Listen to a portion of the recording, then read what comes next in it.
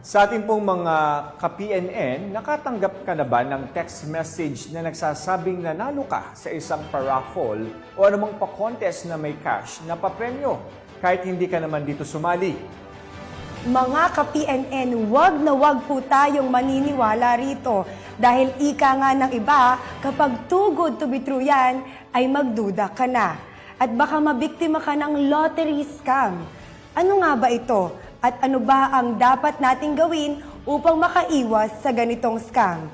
Alamin natin yan sa Cyber Tips na hatid sa atin ni Patrolwoman Mary Grace Artizuela.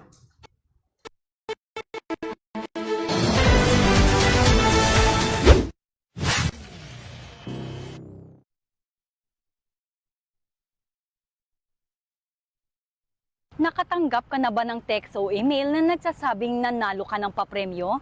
Siyempre, kung feeling mo na nanalo ka nga at may sinasabing papremyo, maaaring maniwala ka dito.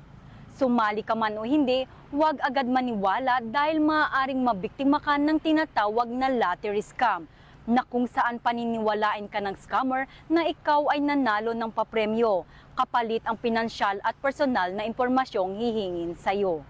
Ito ang mga palatandaan ng lottery scam.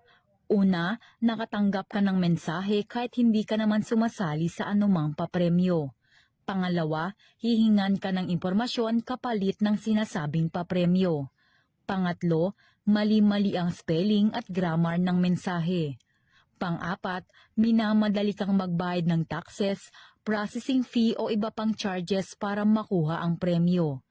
Panglima, hindi makatotohanan ng premyo o kaduda-duda ang halaga nito. Pang-anim, peke ang mga dokumentong ipapakita. At pang-pito, ang ginagamit na paraan ng pagbayad ay mahirap i-trace.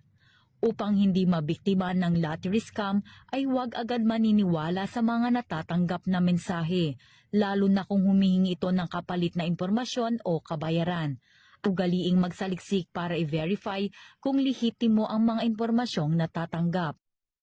At kung naranasan mo ang alinman sa nabanggit na modus, ay i-report ka agad ito sa pinakamalapit na tanggapan ng PNP Anti-Cybercrime Group.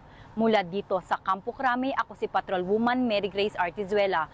Para sa iba pang mga cyber tips, i-like at follow ang official Facebook page ng PNP Anti-Cybercrime Group upang maiwasan ang mabiktima ng cybercrime.